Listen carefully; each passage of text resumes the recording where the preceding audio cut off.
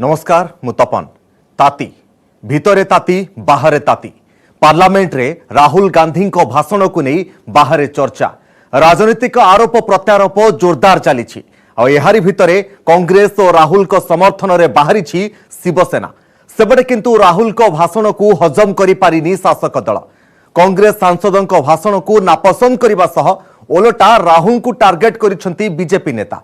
उत्तर प्रदेश निर्वाचन मैदान में मुख्यमंत्री योगी आदित्यनाथ विकास रिपोर्ट कार विकास दिगरे केते आगे भारतर big state Shah Nadda Rajnath aggressive प्रचार versus Akhilesh ground zero campaign सेपटे प्रियंका गांधी लड़की हूं लड़ सकती हूं अभियान ए सबरी भितरे पंजाब पारा भी हाई रही किए हेबो कांग्रेस मुख्यमंत्री प्रार्थी विद्रोह करुवा बैट्समैन सिद्धू ना दलित मुख्यमंत्री चरणजीत सिंह चन्नी धरा पड़ा ड्रागन मिछ विंटर ओलंपिक्स पूर्व चीन मिछर पर्दाफाश करिछि ऑस्ट्रेलिया खबर कागज गलवान संघर्ष को नहीं केते बड़ मिछ तथ्य चीन देइथिला ताहार पर्दाफाश करा जाइछि क्लाक्सन नामक एक पेपर रे तेबे विंटर ओलंपिक्स रो इनागुराल सेरेमनी को भारत करिछि बॉयकॉट ए तमाम खबर को नहीं देखिबा हमर focus point.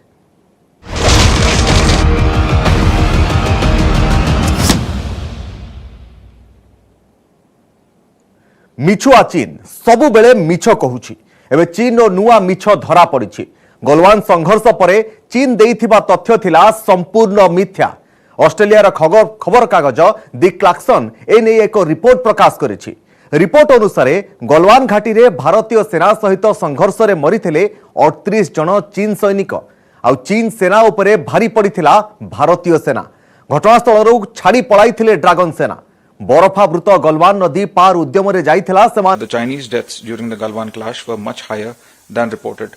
What does India say to that? Look, I think this is a question that the relevant side should respond to. एथिरे प्रकाशित रिपोर्ट अनुसार गलवान नदीर एक पार्श्व भारत पक्षरु अस्थायी ब्रिज निर्माण काम आरंभ करबा परे उभय पक्ष मध्य उत्तेजना आरंभ होइथिला चीन पक्षरु मध्य सेठारे निर्माण कार्य आरंभ करा जायथिला एहाकु नै उभय पक्ष मध्य मुहामुही परिस्थिति सृष्टि होइथिला।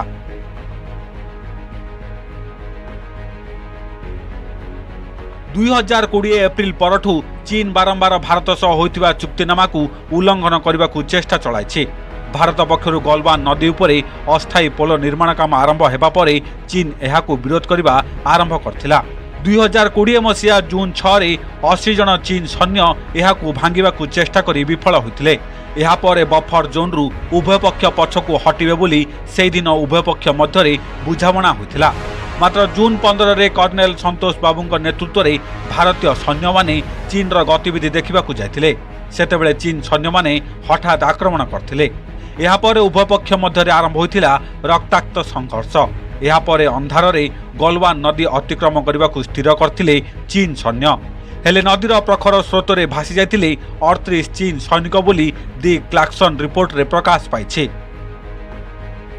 सेपटे गलवान को नहीं पुणी उस्काउछि चीन गलवान संघर्ष रे आहत सैनिकों को गुरु दायित्व दिया जायछि बेजिंग शीतकालीन ओलंपिक्स उद्घाटन रे मशालधारी हेबे क्वी फाबाओ गलवान रे गुरुतर आहत होइतिले रेजिमेंटाल कमांडर क्वी फाबाओ एहाकु नै कठोर निंदा करिछि अमेरिका एहा अत्यंत लज्जाजनक बोली कहिसंती अमेरिकार सीनेट सदस्य अमेरिकार विदेश संबंधी कमिटी रे शामिल थिबा जने वरिष्ठ सीनेट सदस्य जिम रिस चीन रो भली कार्य को निंदा करछंती से ट्वीट करी कहिसंती जे एहा अत्यंत लज्जाजनक चीन रो विंटर ओलंपिक्स रे से भली जने व्यक्ति को मशाल धरिबा पई चयन करिछि जे 2020 रे भारत ऊपर होइथिबा आक्रमण रे शामिल थिले एहा सह उइगुर मुसलमान नरसंहार रे मध्य से जड़ित थिबा सीनेट सदस्य तांको ट्वीट रे उल्लेख करछंती सेहीपरि से उइगुर स्वाधीनता एवं भारतर सार्वभौमत्व को समर्थन देवा जारी रखिबा बोली से कहिसंती शुक्रवार ठारू बेजिंग रे आरंभ होउछि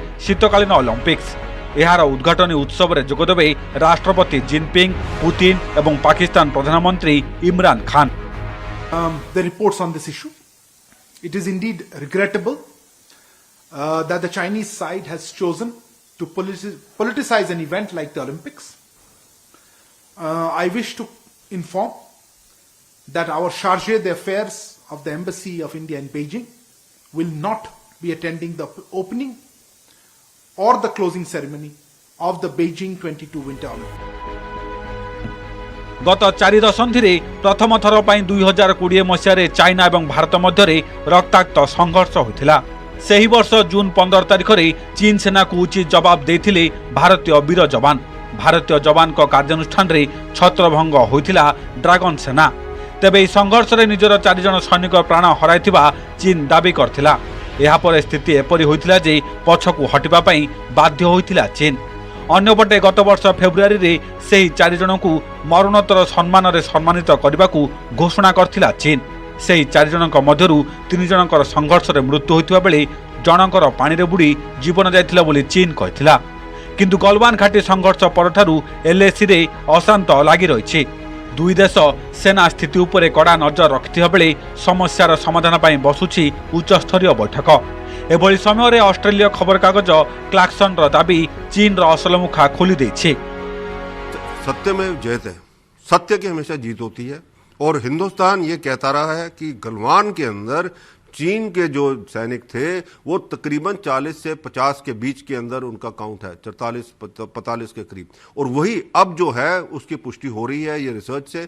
चीन ने तो कहा कि पहले तो उन्होंने कहा कि कोई हमारा उधर कैजुअल्टी नहीं हुई, फिर उसके बाद में उन्होंने कहा जी 4 हुई हैं। और उन्होंने जो वहां पे उनके सैनिक मारे गए उनके घर वालों को तक नहीं बताया, 6 महीने साल तक नहीं बताया उनको कि क्या हुआ उनके साथ। ये उसी तरीके से जिस तरीके से पाकिस्तान ने जब करगिल के अंदर अपने जो सैनिक खोए थे उन्होंने भी नहीं बताया 3-3 साल। वही चीन ने पॉलिसी अपनाई। पर सत्य की हमेशा जीत होती है और ये सत्य आ गया है बाहर दुनिया के सामने कि चीन के वहां जो है हम अभी भी हिंदुस्तान उसी काउंट के ऊपर स्टैंड है। 44 से 50 के बीच के अंदर जो है चीनी सैनिक मारे गए थे वहां पे। गत मासरे भारत चीन चतुर्दश वरिष्ठ सामरिक कमांडर स्तरीय आलोचना होइथिला। चीन रो चुसुल मोल्ड रे अनुष्ठित एही बैठक रे एलएसी परिस्थिति उपरे आलोचना करा जायथिला। स्थल सेना मुख्य एमएम चतुर्दश आलोचना को सकारात्मक बोली कहिथिले। एलएसी रो उभय पश्चिम एवं उत्तर सीमारे सकारात्मक उन्नति परिलक्षित होइथिबा से कहिथिले। एहा सह से भारत चीन सीमा संपूर्ण शांत नथिबा स्वीकार करथिले। एहा सह एबे भी एलएसी रे विपद अधिक रहिथिबा से कहिथिले। वरिष्ठ कमांडरों की बैठक पिछले महीने आयोजित किया गया था। दोनों पक्ष इस बात पर सहमत हुए थे कि बाकी मुद्दों को जल्द से जल्द समाधान से पश्चिमी क्षेत्र के एलएसी पर शांति बहाल करने में मदद मिलेगी और द्विपक्षीय संबंधों में प्रगति को सक्षम बनाया जा सकेगा। कमांडरों की वार्ता का अगला दौर जल्द से जल्द होने पर भी सहमति बनी थी। मेरे पास इस तरह की बातचीत के लिए तारीख पर कोई अपडेट अभी नहीं है।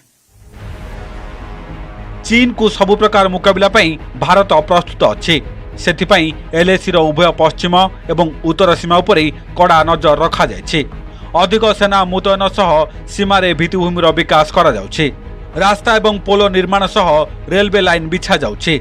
जोगाजोगरे उन्नति अणाजिबा सहित सैन्यक ब्याकअप पई आवश्यक अस्त्रशस्त्र, पोशाक, खाद्य पदार्थ एवं अन्यान्य सामग्री महजूद रखा जायछि। वर्तमान स्थिति रे विवादीय पाट्रोलिंग पॉइंट एवं फ्रिक्शन एरियारू सैन्य प्रत्याहार बड़ कथा। तेबे सबकिछि निर्भर करुछि ड्रैगन रो आभिमुख्य उपरे। 2020 मे मासरू एलएसी रे पीपुल्स लिबरेशन आर्मी उत्तेजनामूलक स्थिति सृष्टि कर चलछि। जानुआरी 1 चीन तार नुआ सीमांत आईन लागू कर सारी।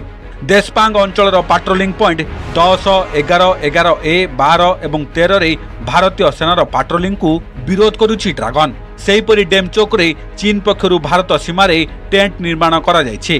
गलवान घाटी रे दुई सेना मध्य मुहांमुही हेबा परे किछिटा सैन्य कमाइछन्ति उभय चीन एवं भारत। पछकु हटिछन्ति सत किंतु परिस्थिति एबे भी उत्तेजनामूलक रहिछि। एलएसी रे दुई देश पाखापाखि 50 ରୁ 60 हजार लेखाएं सैन्य मुतयन करि रखिछन्ति। 22 मासरू अधिक समय धरी सीमारे नखरामी जारी रखिछि चीन। नुआ वर्ष रे चीन सेना भारत सीमा भितरे पताका उड़ाई एहाकु सोशल मीडिया रे भाइराल करथिला। जवाब रे भारतीय सेना सीमारे उड़ाइथिला तिरंगा। एबे विंटर ओलंपिक्स रो कई घंटा पूर्वरु ऑस्ट्रेलिया खबर कागज दि क्लार्कसन चीन रो असल मुखा खोलिदेबा परे पुणी थरे मिछुआ चीन रो मिछ धरा पड़िछि।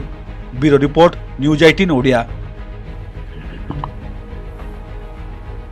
दीर्घ दिन पर